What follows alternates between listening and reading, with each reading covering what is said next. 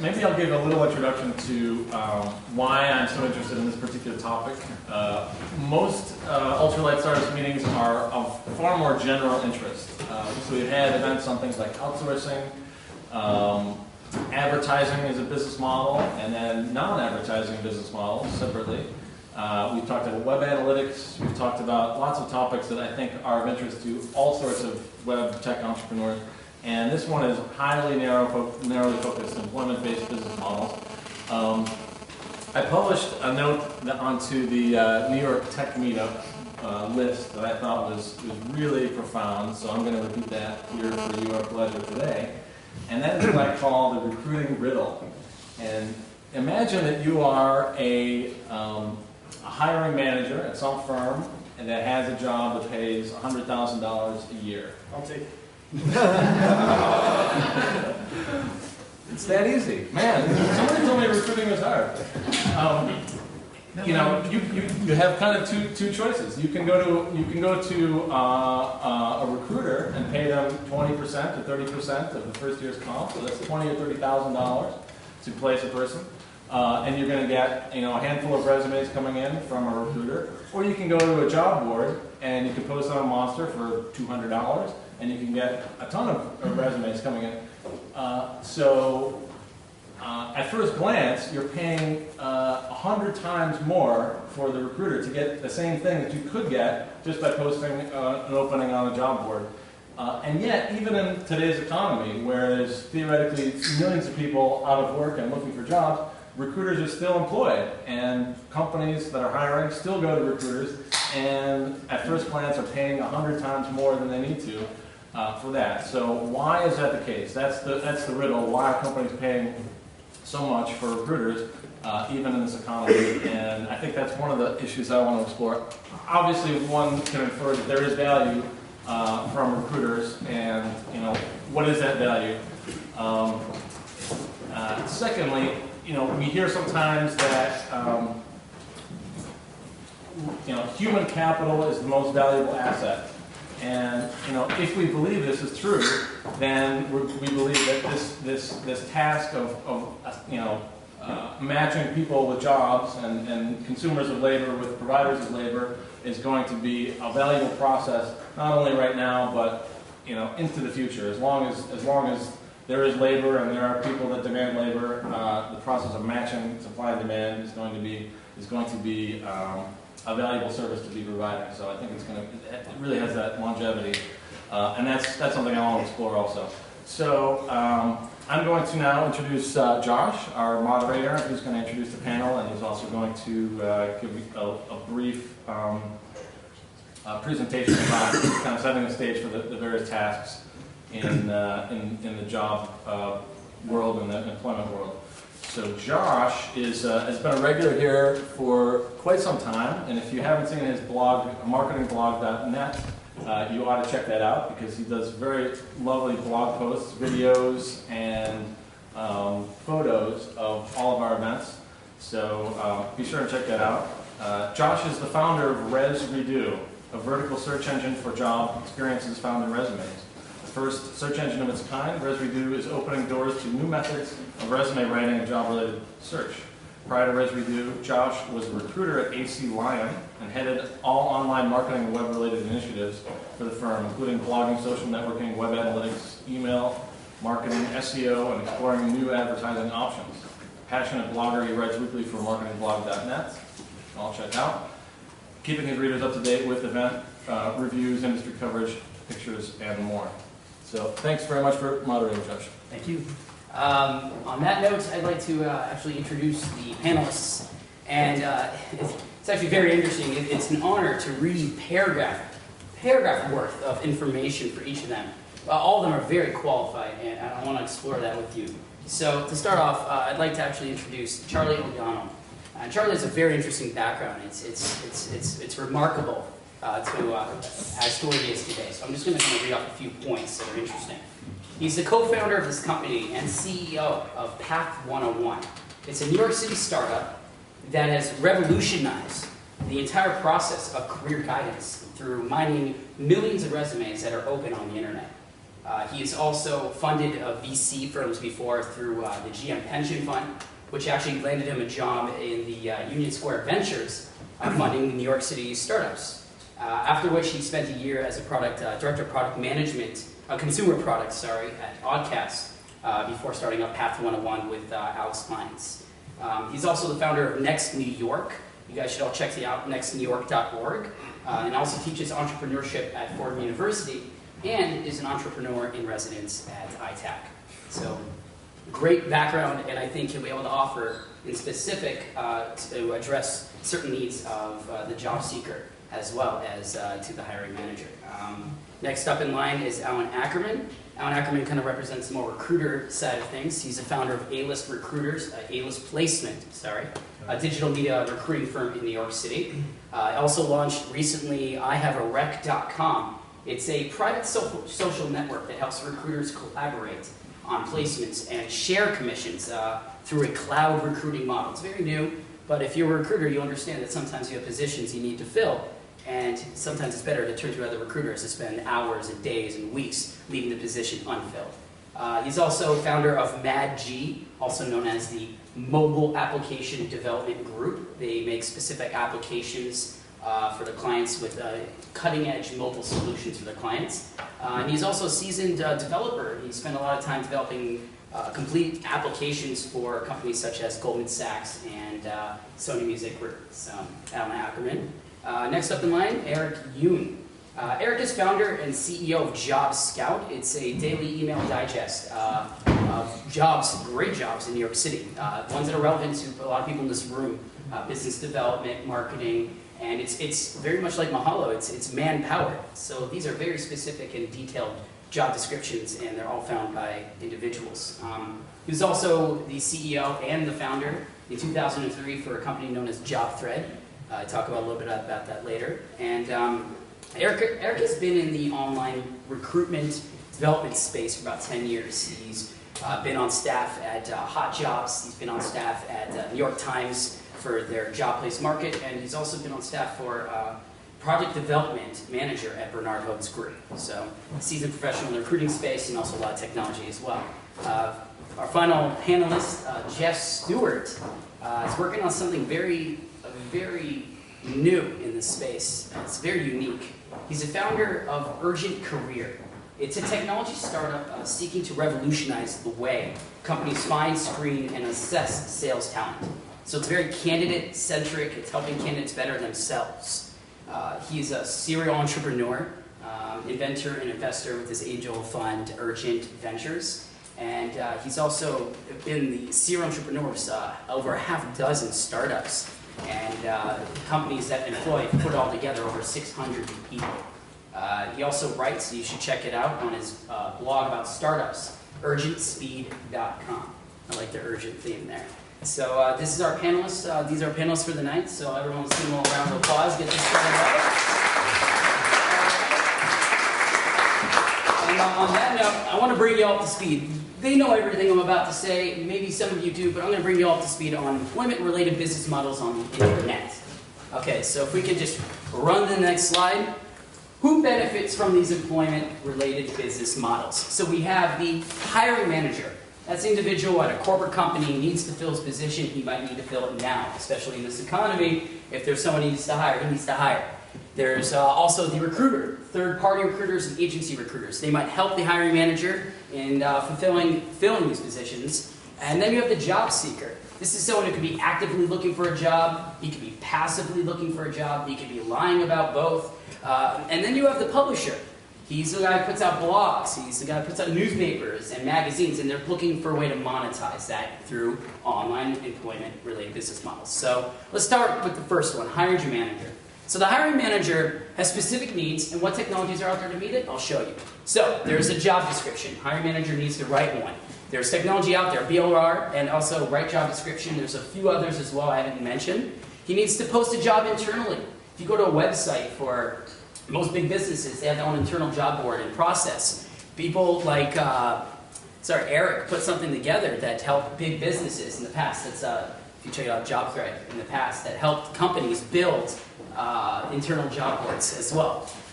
Then there's the whole idea of hiring manager should go out there for $200 and post up his job on big job boards that exist. So there's Career Builder, there's Monster. The list is almost endless with job boards, Dice, and the ladders. And in terms of how many resumes they get, thousands of resumes, sometimes for one position, sometimes for multiple positions within a company. You need to manage that process. And that's where you come into the concept of applicant tracking systems and customer relationship management systems, something to track that. And you find that Taleo, there's actually someone in our audience earlier who mentioned they have something similar to that kind of product. Then you have the interview aspect. Sometimes the hiring manager doesn't have time to interview them for the first couple steps. So they'll put into a product that will actually interview the candidates for them until they're ready to meet face-to-face. In terms of negotiation, when it comes to salary and benefits, there isn't exactly anything out there yet, but that's an ultralight opportunity, so I'd like to see if maybe you guys have a few ideas. Recruiters' needs. They need to find job recs to fill jobs. So they go to the aggregators. They go to ihaverec.com. There's a need out there, and there's technologies to meet that need. They also need to find candidates. So they'll do the same thing hiring managers are doing. They'll go out to the job boards, but they'll also try to find some passive individuals, maybe on LinkedIn. Some have even tried Facebook. Social networks are out there, and they tell a lot of people what they do in their day-to-day jobs. Recruiters are using that. There's also the whole concept of filtering all these resumes, all these clients. There's both the client side and the job seeker side. What do they use to manage that? There's Sendouts, Bullhorn, there's online solutions, there's software solutions that you download on each PC. And then in terms of interview preparation, as a recruiter, let me tell you, sometimes you send a guy in an interview and he just botches the thing. So a lot of times I'm finding a lot more recruiters are starting to implement a process of interview preparation. And there's a few companies that are coming out now that are helping with that process. Again, with the negotiation, still nothing, ultralight opportunity. Moving on, the job seeker. This is a huge space. You start with career guidance. We have Path 101, okay, and then you're moving on. We have to find job openings. There's so many places for you to search to find a job, and there's more and more job boards opening up every day. Someone in the audience earlier today pitched a job board. And then you have the idea of help me build a better looking resume to get noticed. Well, Resredo.com. You also have Pongo, you have resume writers, all great opportunities to redo your resume either with an individual write it for you or an automatic templated system. Then you move into the interview preparation, as I mentioned before, and then there's interview tracking.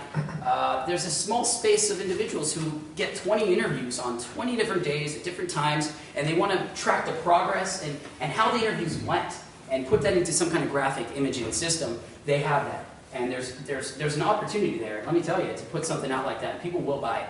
Moving on, there's the whole idea of negotiating your salary. What are you worth? I suggest you all try it out. It's fun to see what you're worth, sometimes more, sometimes unfortunately less.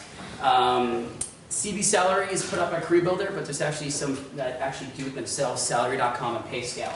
So you can see the job seeker, there's tons of products out there that are trying to meet their needs. So if we move on, there's a final one for publishers. These are people who are not specifically in this space, but they might want to be able to use the space to monetize their blog. If you have a blog that might write about the tech space, you might as well put a job board up there. They have job board software like Jobomatic, JobThread again, and there's other software out there as well. But if you didn't want to put a job board, but you wanted to have ads on the side, they're worth a lot of money. I know resume writing systems that will pay up to $30 off of a $50 resume. It's crazy. They're more than 50%. People are desperate now. Get us some affiliate ads up there, and Simply Hired Indeed, and a lot. There's a list that goes on. And job boards have a lot of affiliate programs and a lot of this other software as well. So as you can see, it's a very, very active space, the employment-related business model online. And I feel that it's important to bring up the panelists in this discussion because they've introduced some new concepts that have taken this old traditional model of employment-related business models and they put their twist on it. And I think let's let them speak for themselves. So the first one, Charlie O'Donnell, if you can let the audience know a little bit about your company. Sure. And actually, if you wanted to bring up Path 101. Sure. Yeah. Front page. So Path 101 basically is sort of a two-sided model. On the candidate side, it's all about figuring out what you want to do. A lot of people, we all know, are miserable in their jobs, feel like they didn't go into the right thing. A lot of people now in the economy aren't sure what else they can do. I mean, how many bankers are out there now realizing that, oh, maybe I can't work in finance anymore. I need to figure out something else to do. And our perception is that there's a really big information problem. People are very, very narrowly focused on their career. They fall into a track and they really don't know, well, what else can I do? What else is out there for me to do? One of our board members likes to go into restaurants that offer the business card drops and stick his hand in and just see what everybody else is doing, just to read the business cards, and then finds that pretty interesting. Well, we're essentially that in a way. What we've done is, there's about 8 to 10 million resumes floating around the web in public.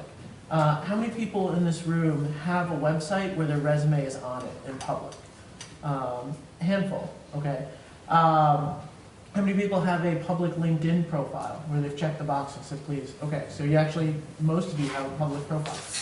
So we've gone out and actually downloaded, or in the process of downloading, we're working our way up to about 1 million resumes in our database right now, downloaded all of those resumes and crunching the data to do a couple of things with it. One is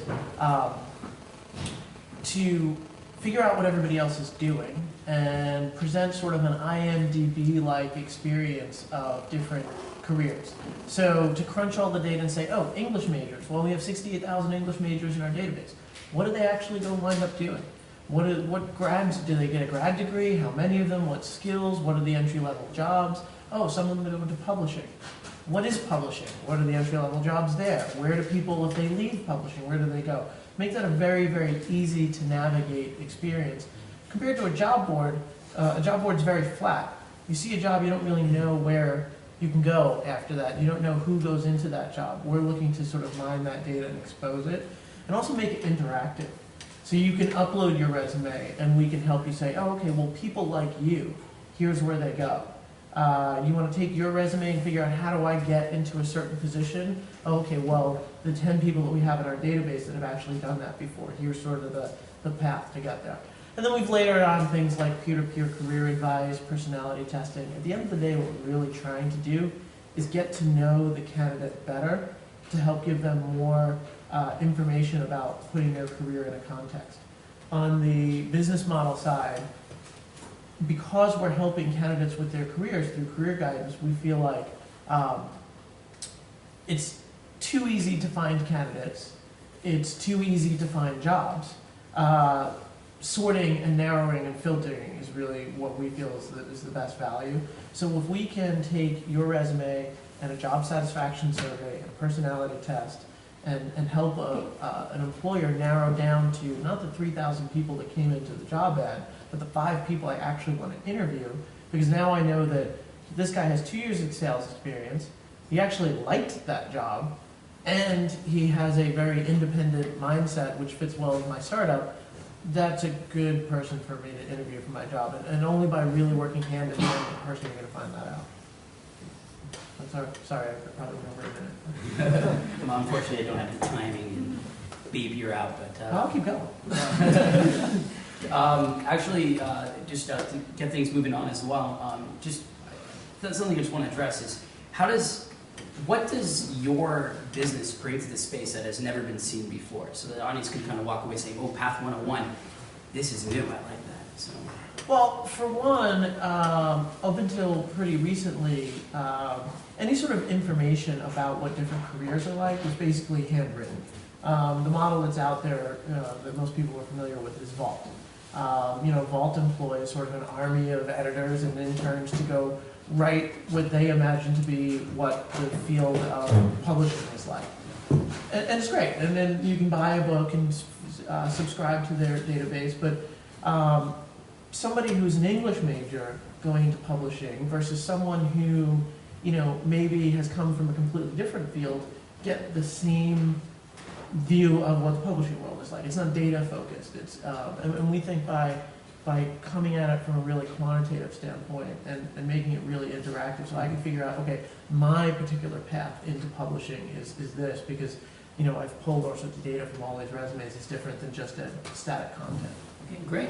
I'll also just try to address what is being new. What is new that's being introduced into this space as well? In terms of My projects. Yes. Okay, great. My name is Alan Ackerman. I'm the president of A-List Placement, a recruiting agency specializing in the digital space. And I have two ultralight startups that I'm excited to share with you. The first being ihavearec.com. Now, many of you might be asking yourselves, well, what's a rec and who would have one? A rec is a commonly used term by recruiters for an open job requisition from one of their clients. ihavearec.com, which should be coming up any moment now, is in essence like a social network for recruiters that enables them to collaborate, communicate, and share in making deals. And the cornerstone for this is the iHaveArec widget, which is up there right now. Perhaps, Graham, you could put the site up as well. Oh, you want the site? Yeah, or you could just click on one of the jobs. Okay. The site will come up, but now we lost the widget. But anyway, what's key about the widget is that it lives on the desktop. It boots up when your computer boots up, and it brings all of the networks live, all of the jobs, all the jobs from the network live to your desktop. So what gave me this idea was AOL Instant Messenger. You know, people I think are generally reactionary. So when your buddy signs in, a little window comes up and says so-and-so signed in. You know, you might be tempted to click on that and chat with that person. So that kind of reactionary nature, I think that humans and recruiters have, I felt would be useful. Because let's say when I got a new job and I wanted to communicate it to the network, you put it in the system and bang, the same type of thing happens. Your whole network sees that you have that job and can, you know, if they have potential applicants, you know, send you candidates. So some of the major benefits that iHaveArec brings to a recruiter's community: increased revenue. A-List Placement increased revenue by 25% last year. So 25% of our revenue was made by shared deals through this system. Expanded resources for your clients. There's a lot of small boutique agencies out there, and you know there's only so much you can do. Now, not only can you cover or maybe make 2 placements or 2 openings from one of your clients, but you can cover more. So you're offering your clients expanded resources. In addition to that, you are able to offer your candidates more jobs. So in other words, instead of just the jobs that you're representing, you have your network's jobs. So there's more opportunity for your candidates. And one of the key things, in times like this, in a tough economic time, such as we're in, we have to work together, And I think this network approach or cloud recruiting approach helps achieve that. So the second ultralight startup that I wanted to touch upon, if we could, is called MadG. And it's not a online hip-hop label, as some might think. MadG stands for Mobile Application Development Group. So we build iPhone apps, BlackBerry apps, and we provide mobile strategy to our clients. And what I think is interesting and relates to the ultralight startup concept is we're taking a consortium approach where I built a network of developers, designers, and mobile strategists that are available on a project basis. So the benefit is we can offer our clients greater value by offering them targeted talent that specifically meets the needs of the project, and we can offer the best talent, and there's less overhead since they're not full-time staff. So that sums it up. Very good. Thank you. Thanks. And moving on, Eric, what do you have to bring to the table? Well, JobScout is a daily email digest of jobs. So basically our goal is to serve the job seeker and provide them with a daily email every morning of the best jobs for their categories. So right now we're focused on New York City. We have digests that cover 4 categories: business development, product management, marketing managers, and digital sales jobs. And I guess in terms of a revenue model, the basic idea is it's an email newsletter product, so it's likely to be a job seeker kind of subscription model where job seekers would pay probably about $10 a month, like $9.95, to get access to the daily digest. I guess the kind of need that we're looking to fill is, I guess, similar to the idea where there's like a best places to work guide, or maybe like the 10 best French restaurants in the city or 10 best vegetarian restaurants in the city. Our goal is to basically provide that every day in terms of what are the best, product management jobs that came out today, and really help job seekers to spend less time searching and to spend more of their time trying to figure out ways to network their way to the job. And that's probably the next phase of where JobScout will go, is providing lead generation, but then also helping them to get connected to the companies. Very cool. Jeff? So we founded Urgent Career basically because getting great salespeople is really, really important. I'm a huge fan of the ultralight startup approach of conserve cash, be really efficient. But unfortunately, eventually you hit a point where you need to build out a sales force. And on average, only about 50% of sales hires actually work out. So it's very easy for your sales force to be the largest drain on cash, both as an investor or as a founder. About 5 years ago, hired a guy who ran part of IBM's Salesforce. He said that they were really, really good at hiring salespeople, and they had 50% success rate. And it's just infuriating me, the idea that half our leads, half our customers, half our payroll in sales was being wasted. So this just was something that sort of ruminated over the years. And about 3 years ago, deployed a system for hedge funds to help them understand content that might be valuable to them. We were fortunate enough to invest about $20 million building that technology for text analytics, and realized that same technology could be applied to the problem of how do you predict which salespeople will succeed in which environments. So what we are building is a system where we proactively reach out to sales professionals. We record a 45-minute conversation with them, a very semi-structured interview. Ask them about their interests, behavior, experience. We transcribe that conversation, and then we analyze that conversation, essentially score it and do pattern recognition, tagging, to try to figure out what type of environment would that salesperson be most successful in.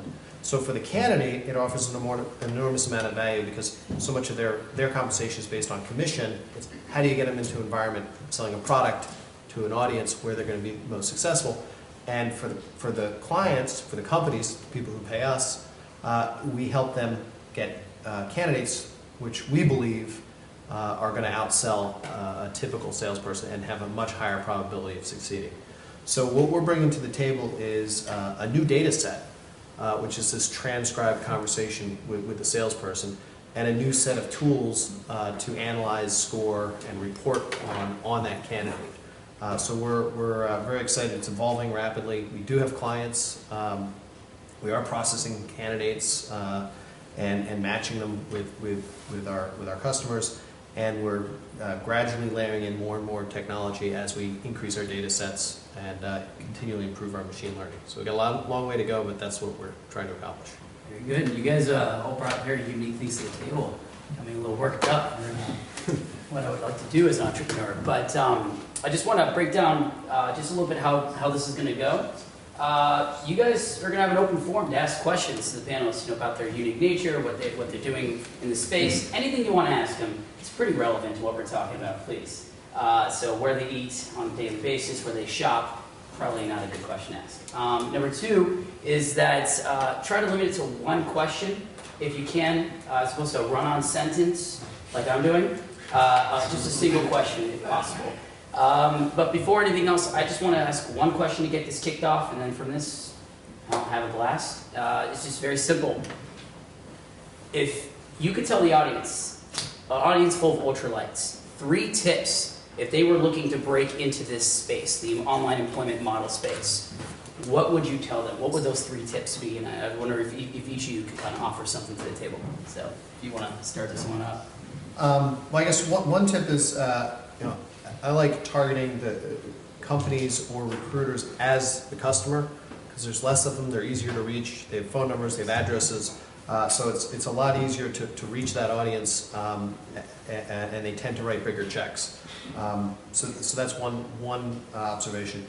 I think another observation is go where there's big margin. So obviously digital business models are great because they have big margin. But as a general rule of thumb, a startup is a 2-3 exercise. So it either takes twice as long and costs 3 times as much, or it takes 3 times as long and costs twice as much, and you can't predict which. So you want to make sure you have lots of margin to offset that. And I guess the third observation is I really like data. I think there's a bunch of ad-supported models. There's a bunch of different models out there to try to monetize this. And I think that this entire process is data light. And I think there's a lot of opportunities if you can kind of like what Charlie's doing, where if you can provide more insight into what's going on, I think there's various constituents that pay for that. So, Very good. Cool. I guess the 3 things that I have are probably more general to any startup, but just from my own experience, I would say, and I guess particularly with recruitment, to choose a niche. That's the online recruitment space is tremendously overcrowded. There's over 60,000 job boards, so it's important to have a very unique value proposition. I would say iterate fast. So in terms of product development, it doesn't apply to every product. Some are very tech intensive, but to try and get your product out as fast as possible and iterate as quickly as possible from feedback from your users, it probably can help you more quickly get to serving the market that you're going after. And the last is some advice that someone had told me, and I kind of bought into it, which is if you're going to fail fast. So don't. It's better to try and have a goal and to try and achieve it in sort of a set period of time to kind of know what your milestones are, and not to sort of just drag things up, for like 1 or 2 years. Very good. Okay. My 3 thoughts are also general, but definitely lend itself to the ultralight concept. First up being, I believe, don't try and figure everything out like from the beginning and wait till you have it all, laid out before starting. And I think that lends itself to the iteration thought that you just mentioned. And it's one thing I've definitely learned with I Have a Rec. I kind of took it only so far and then said, all right, let me get it out there. And I did, and we're in beta, and just the feedback that I've got from my beta group has really directed where the next phase is going. So I think that's important, not to try and figure things out too far along. Second, persistence is key, and believe in yourself. You really, a lot of times entrepreneurs, there's plenty of time for self-doubt, and I think we all go through it, and you just have to, kind of push past that and persist with your concept. The last thing I would mention is talking about it. I was actually reluctant at first to do this panel because I'm like, well, I don't want to give my idea away, and that whole thing. And in talking to Graham, kind of soothed me, and it was like, look, we're all here doing that, and you need to get your idea out there, and it's the best way to do it. And again, that lends itself to the ultralights concept of get it out there quickly and see if it floats. So I'm a convert. I believe in that. All right. Yeah. So Jeff kind of took my data thing, but Yeah, exactly. I think if you focus on the data of what your users are doing and what you can collect, it gives you a lot of business model flexibility. And 2 examples that we've seen is just little simple things like, we're collecting all this data, we're thinking that our primary business opportunity is going to be recruiting, but as it turns out, like if we understand what everybody's doing with their career, and oh, by the way, we have their resume so we know where they went to school, it turns out that schools now, especially in a situation where education costs more and more, and think of a middle tier school that's not a Harvard, but is somewhere that's still like 2 or 3 times as expensive as a state school.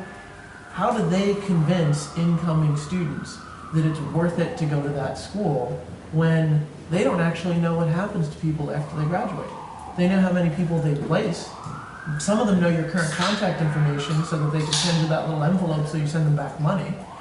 But are their alumni more successful than other people? Are they happier in their jobs. Like schools don't have any idea.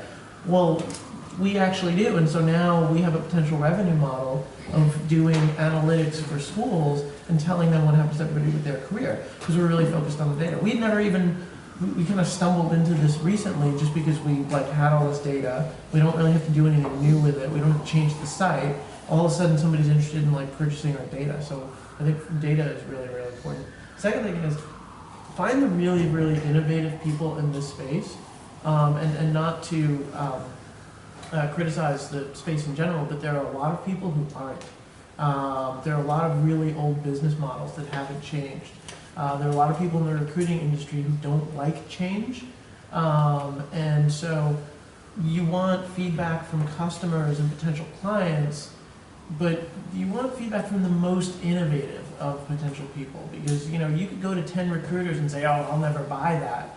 But there were probably recruiters that were saying that about LinkedIn, and now it's a $100 million business, and every recruiter's on there with 500 contacts. So if you can pick out the really innovative people in the space to talk to, I think that's really valuable for us. And then the final thing is, I had that in my head, it totally. I'm out. Yeah, that's two. Well, we have a load of questions. People are responding Sure. with Twitter, so I'd like to actually get one out. I think it's directed towards you. But I'd like to also, if there's anything you disagree with, I highly encourage argument. And I'd like to see you guys get in fights. That would be a lot more interesting. Are we only allowed to Twitter questions in? Is that? No, you can. Okay. You're allowed to raise your hand. We're gonna take some from Twitter and some from The digital media model as well. First question off from Twitter is from Phil_Ives. Path 101, compare yourself to other job seekers. Kind of neat. Compare to other job seeker sites? I think that might be the question. It's Because we're not seeking any jobs. I mean, hopefully not. We're still funded, so. I think it might be Job compare seeker yourself site? to other job seeker Sites. model sites. Yes. Yeah. So, well, first of all, we don't charge the job seeker. We're giving them career advice away for free in an interactive way, so that you come and tell us about yourself. We get to know you better, and that helps us on the recruiting side. So, you know, you have to pay for a career coach. You'd have to pay for. There are some other sites like, you know, the big job boards have job seeker areas. You know, how to write a resume, and they'll throw like 2 articles a month on there or whatever. But so, you know, we feel like it's a pretty robust service to get for free. Cool. Sure. I guess this is for the panel in general, and it's about the evolution of the job board model. You know, it started out as the pay-per-post model, which is still very prevalent with a lot of career builders. We've gone to the pay-per-click model, pay-per-apply model, pay-per-hire model. I don't know if anyone's actually that successful with the pay-per-hire model. But are there any job boards that have kind of caught your attention that are kind of changing from the pay-per-post model to, I guess, more performance-based models that you guys have been impressed with? Well, I mean, you know, it's interesting with job boards. I found a lot of times, you know, when you catch them at the right time, they can be great. And for example, like the ladders, you know, the ladders was a great source for, you know, a certain time period. It still is a good source, but I think, you know, a lot of times as job boards mature, they get oversaturated and, you know, harder to find good candidates. Not sure if that answers your question, but. Are you asking, is there anyone that follows the model of pay per action? Yeah, Indeed is a pay-per-click job board. Is there anyone that does the the CPA, the affiliate model of? Yeah. Well, I'll tell you, one thing we're doing, which we haven't found anyone else doing it, we've just started experimenting with this. When one of our corporate clients hires somebody that we've found and screened, we get a fee. That fee is usually around $10,000. We have a couple clients who've said, well, you say your candidates are better, but you don't yet have the data to support that. Do you want to instead take a cut of their commissions? And if we're correct, that should be about $40,000. It could be as much as $100,000. So it could be zero. So I think for sales roles, the idea of putting some skin in the game and having your fees be contingent upon their success is, I think, would be very interesting to a lot of sales managers. But we don't know anyone doing that. Anyone else know anyone doing anything like that? Or? Yeah, well, I mean, I guess with Indeed and their pay-per-click model, I mean, I think that they certainly have an opportunity. I think everyone, ideally, down the road would like to get towards kind of a or more of a pay-for-performance model, like a pay-for-hire model, and I think that Indeed is probably a company that, might be able to get there. I think that there are some good companies out there that are more traditionally based, like recruitment process outsourcing companies like Accolade. And they're kind of a more traditional business in that they'll work with companies to kind of outsource their recruitment process and kind of give them candidates, but they're also they have a product roadmap to offer kind of more web-based services to kind of help with that.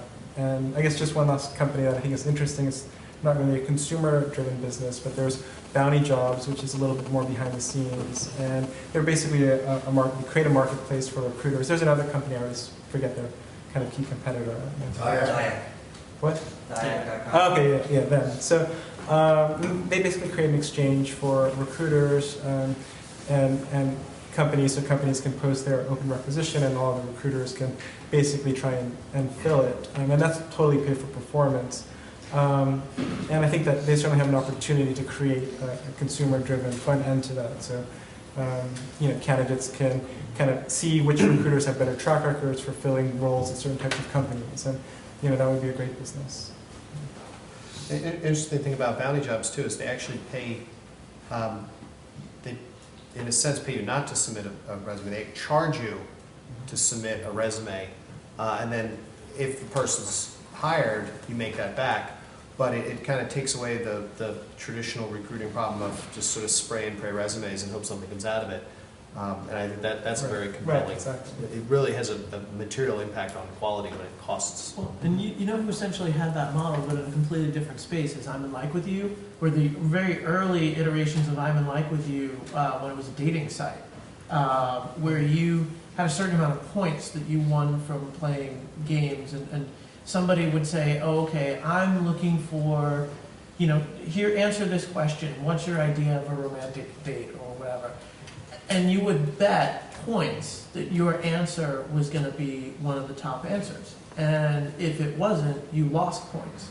And so to cut down on resume spam, I think it'd be really interesting if not only did the candidate sort of maybe pay into a service to get a certain amount of points or whatever, but actually if they were submitting resumes to jobs that they weren't qualified for in the least, that they'd lose something for it. I mean, right now there's really no downside to spraying and praying your resume. And so let the candidate put a little skin in the game and limit. You can only apply to one job per day or something like that, or points based. Charlie, if I can follow up on that real quick. There's a company called Hire Me Now, which is based out of Florida, which is an online, it's like an online temp agency. And what they have job seekers do is actually take tests. So if a job seeker wants to a sales position at a certain company, and that employer says, well, I want them to take the sales test, I want them to take a customer service test, then that makes them put more skin in the game because they actually have to sit there for 20 minutes on each test. And if they want to be considered, they have to take these tests. And then their results, the outcome of their test is presented to the potential employer. So I think that's the tough thing about the testing for a specific job model is that it gets really, really sticky with, like, you can't actually use certain, like, you have to prove that the test doesn't discriminate against certain groups of people, and like, it's a really icky, legal area, but it helps on the screening, though, because you're trying to get good people at the end who know something about it. I think the bigger issue is that people who have the time and are willing to go fill out surveys or take tests for a job are dissatisfied with their current job or don't have a current job.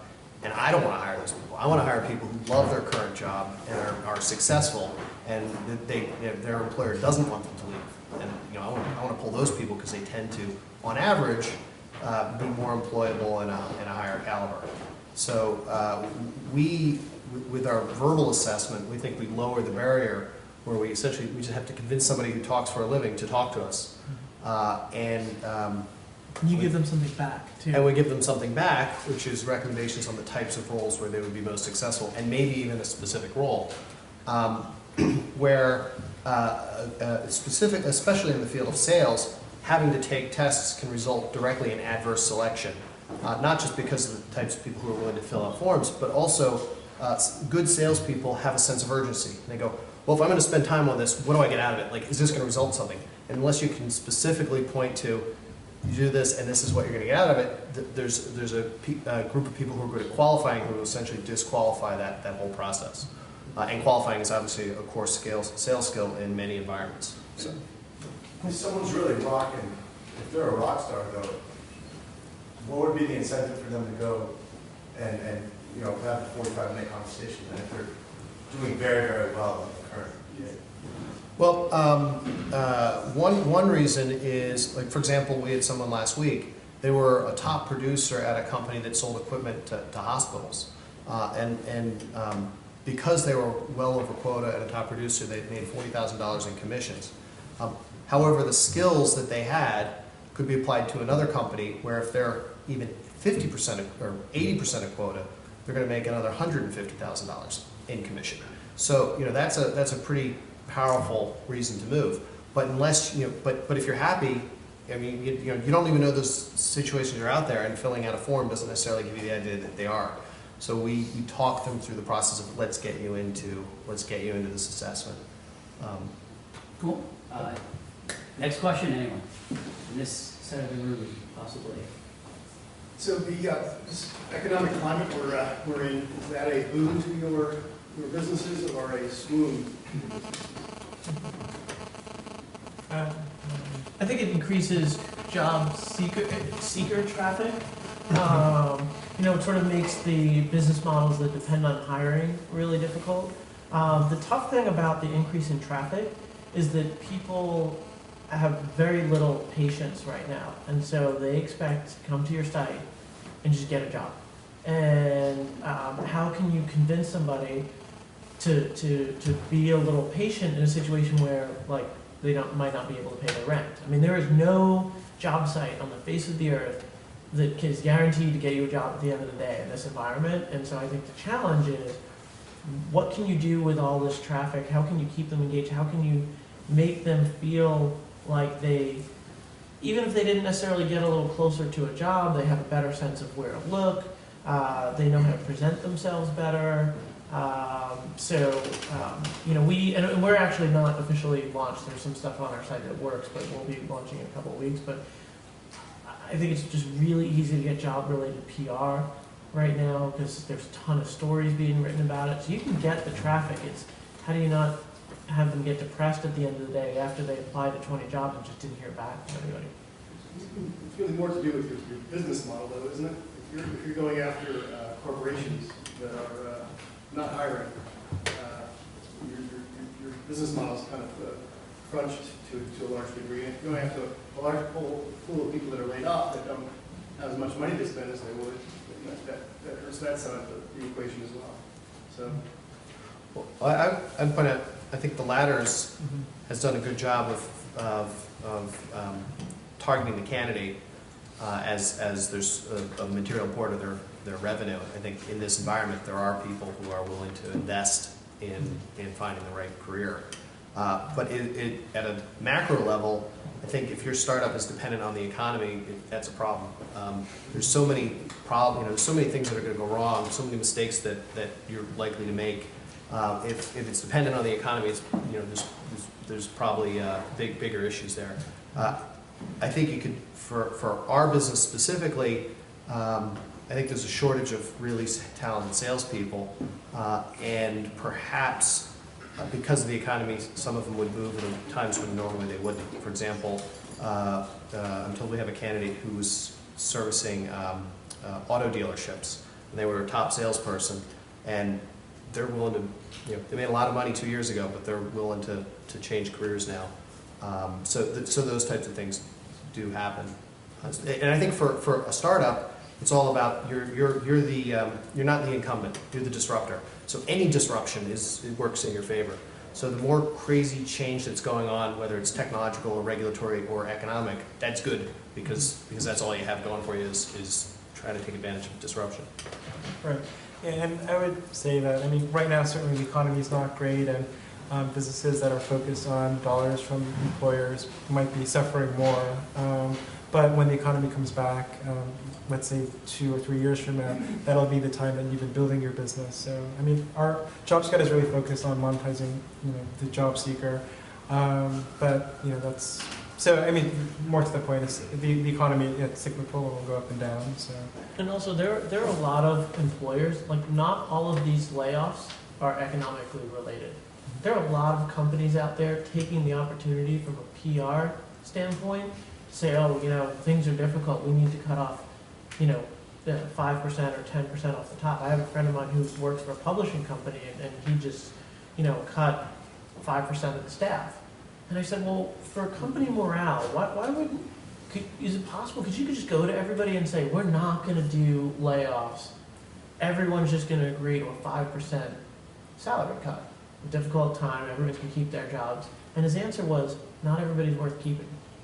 And so, they weren't necessarily suffering from an economic standpoint. So some companies are using an opportunity to churn their worst 10, 15, 20% of people, get rid of them, and then maybe redeploy talent in certain areas, focus on the businesses that are working. So companies are hiring and firing at the same time, too.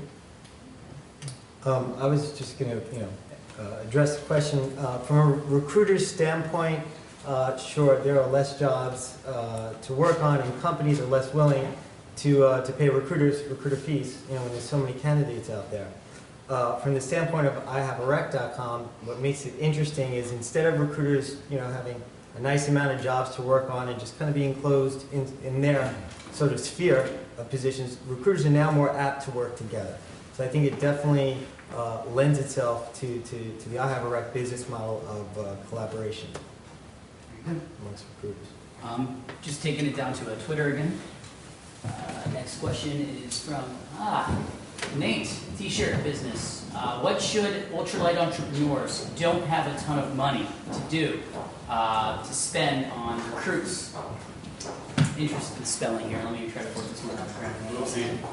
You want to ask the question? How do you get people without spending money? Yeah, I mean, we're also an entrepreneur kind of meetup, so a lot of us don't have maybe the dough to spend on traditional recruiters. So what should we do, or what is it worth it, or what can we do to do around that? Well, I'd say it depends upon the position you're looking to fill.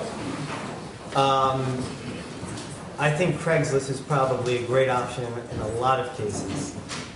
So, I mean, maybe for a business such as your own, I'm not sure what you're looking for, but that's probably a pretty good option. But if you have a sort of a specialized need, and also you have to keep in mind, with so many candidates out there now, it's harder for companies to recruit for themselves because they'll get a ton of resumes. So there is definitely still value in engaging recruiters. I also think the more that you talk about your business and get what you're doing out there, the more that you can attract people.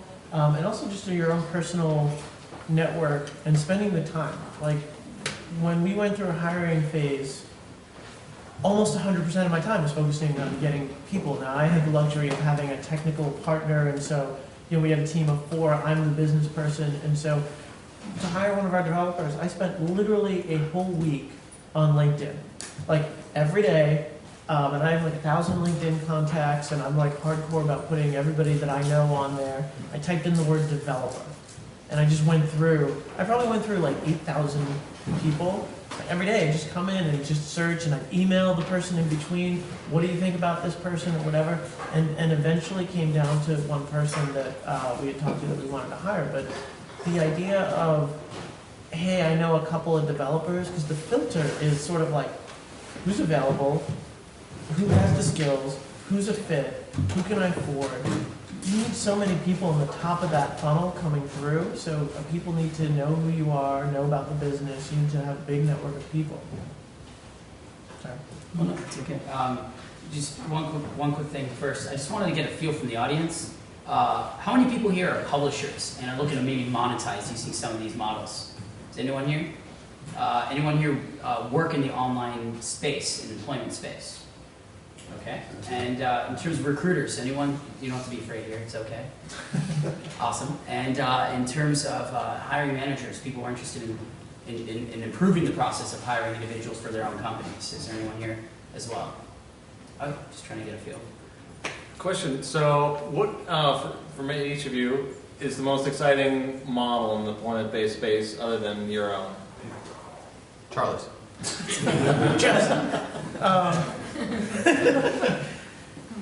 And you paid me 25 grand to say that. Let's see. Well, I mean, LinkedIn, they're making a ton of money just brokering access to people, essentially. I mean, they sell people, and How? I mean, I don't pay anything to LinkedIn. yeah, but you're not a recruiter. LinkedIn's a giant resume. Yeah, LinkedIn's a giant resume database, and so you're allowed, as a regular person, to contact 5 people at a time. For recruiters, you need to have outbound going to 50, 60, 70 people at a time. And so the higher levels of LinkedIn allow you to contact people at Okay. scale. So brokering, access to people, really. So that is their revenue model then, basically. It's a huge chunk of the revenue. I'm sure they make advertising revenue too, but a big chunk of it is, well, LinkedIn is really interesting because it's not actually a recruiting tool. It's, because salespeople can use it and business development people can use it. It just happens to be that most of the people that are interested in contacting as many people as possible, or a good chunk of them, are recruiters. If it was a recruiting tool, they'd have a lot better search. Their search kind of sucks.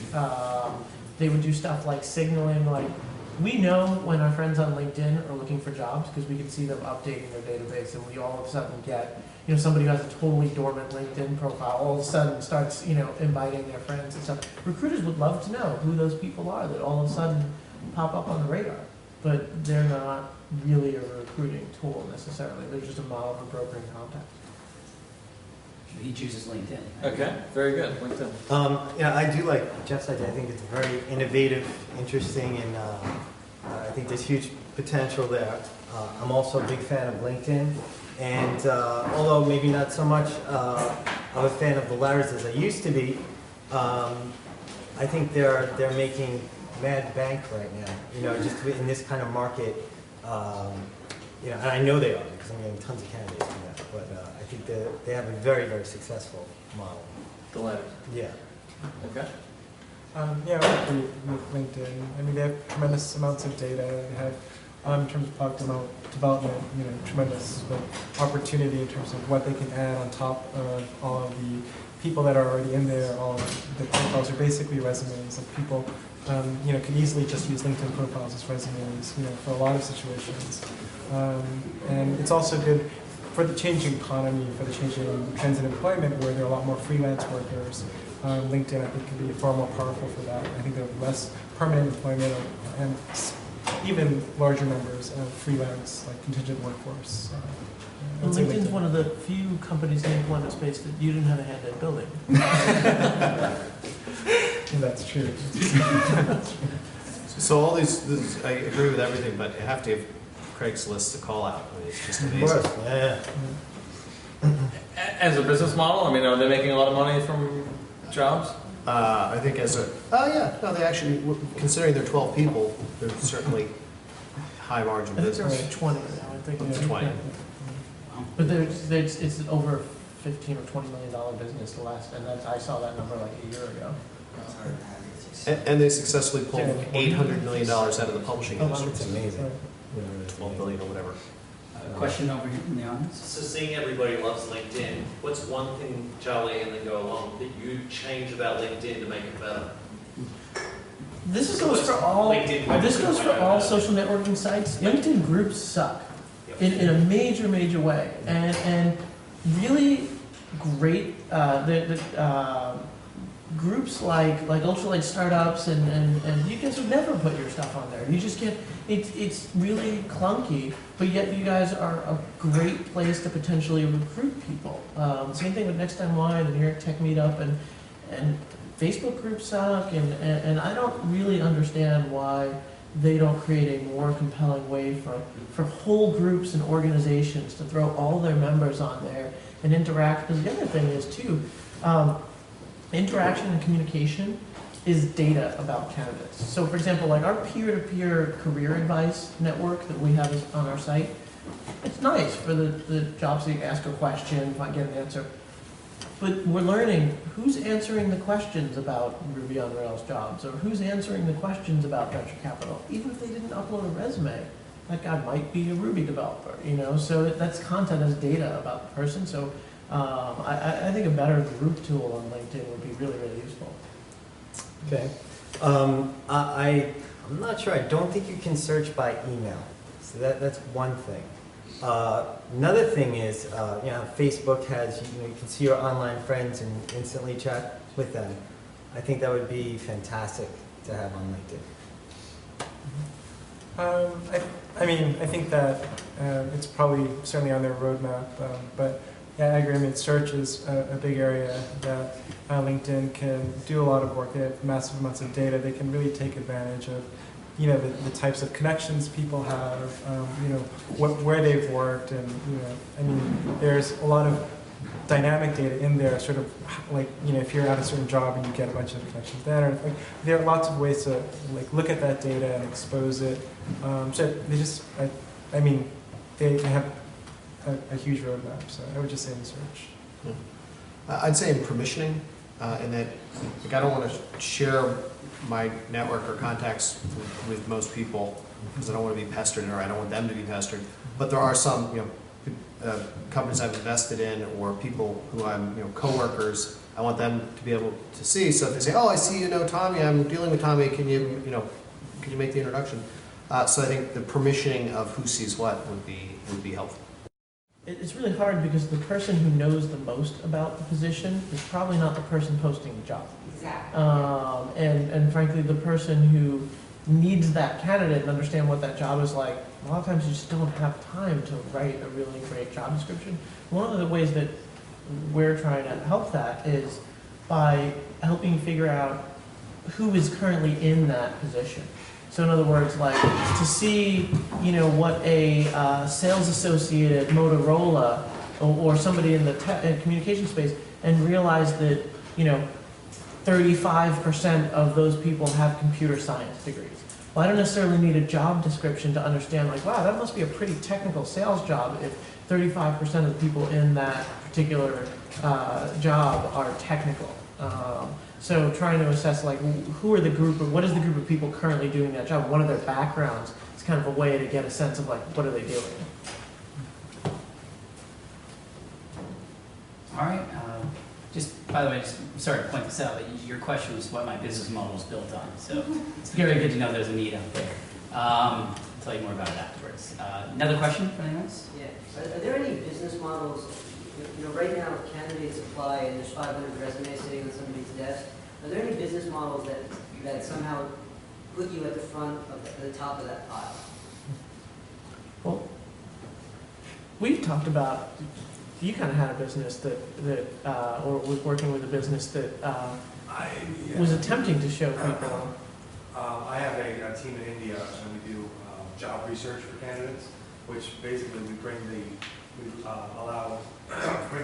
hiring manager to the candidate, tell the candidate who the hiring manager is by researching and calling in the company, finding out who the hiring manager is, and have the candidate contact the hiring manager for going around a job. Don't get in that pile of 500. Go around that person who manages that pile and get the person who actually makes the decision. So it's a difficult model to scale, right? You need a lot of people doing web searches and stuff to find it, or is there technology? That's why I'm doing it. Right. Is there, maybe that something that's really built into technology, or is that, you think it'll have to be? Well, there's someone can go to Jigsaw or Zoom Info and find this information and do the research on their own. I don't think most job seekers know that these databases are out there. But I think probably 90% of the information can be found on the web. 10% has to be phone call and confirmed. One way that I think there is an opportunity. So, for example, like my brother's a great example. He spent 18 years in the securities industry, became the regional vice president at TD Waterhouse, managed 30 branches, never had a college degree, worked for the company for 18 years. And so after he left that job, he found it really hard to get hired after that. And no resume search on the base, his resume would have never ever bubbled up because that's always needed a degree, right?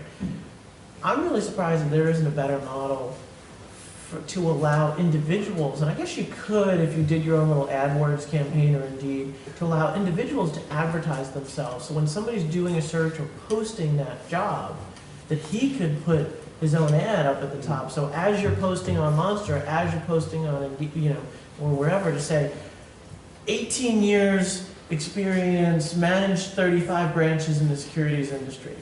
Somebody would click on that. And if he had a site tell a story or whatever, what he did, he would come up in a situation where he probably wouldn't come up if people were searching for his resumes.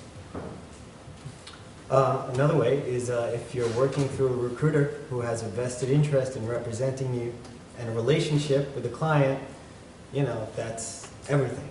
Also, I believe a lot of the sites, or some of the sites, you can pay a little bit to kind of come up sooner in the search, as a preferred sort of placement. I definitely have seen that. I don't remember exactly which ones.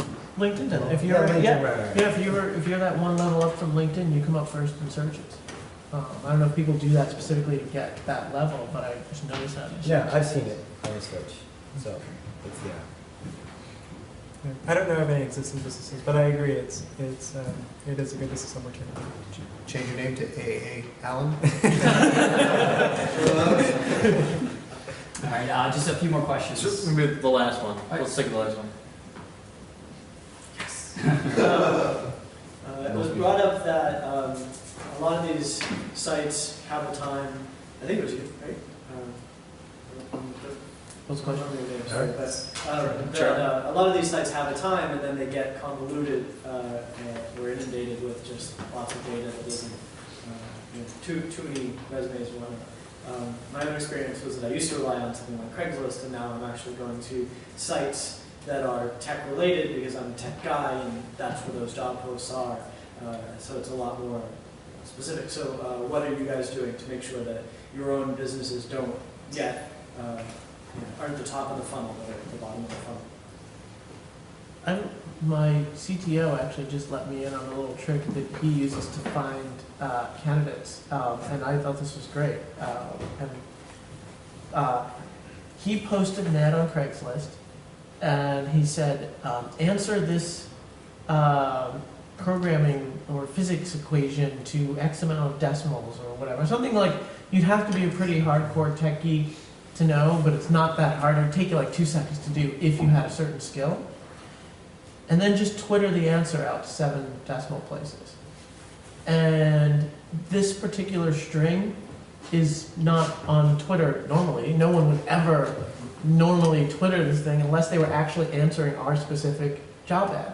And so he had a search going in TweetDeck for this particular string, and he posted it, and we've been getting a couple of candidates a day actually on it that just literally post a set of numbers on Twitter, and it comes straight from our job ad. They answered the question and they posted on Twitter. So, we're getting 3 really, really highly qualified candidates a day from, from a combination of a physics equation and Twitter and TweetDeck search.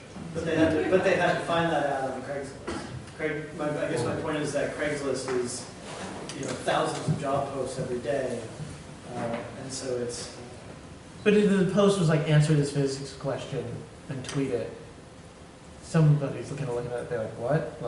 So it was like worded very differently than VBA, C++ development, they all look the same, So you got a very filtered response. Instead of people just responding, they actually had to read the ad, first of all, and then do the computation and follow the instructions. So I think, and those kind of people that got through it and answered correctly, the kind of people you want to talk to.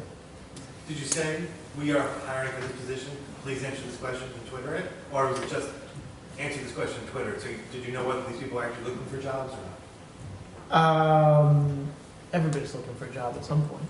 I mean, there's no such thing as somebody who isn't willing to take it on. Are they looking for a job at that point? No, they weren't on. They found the job on Craigslist, so they were poking around job apps. So it was a job ad. So it was a job. Yeah, it was a job app. Lost connection at or whatever they are. Well, there we go. So thank the panelists, Charlie and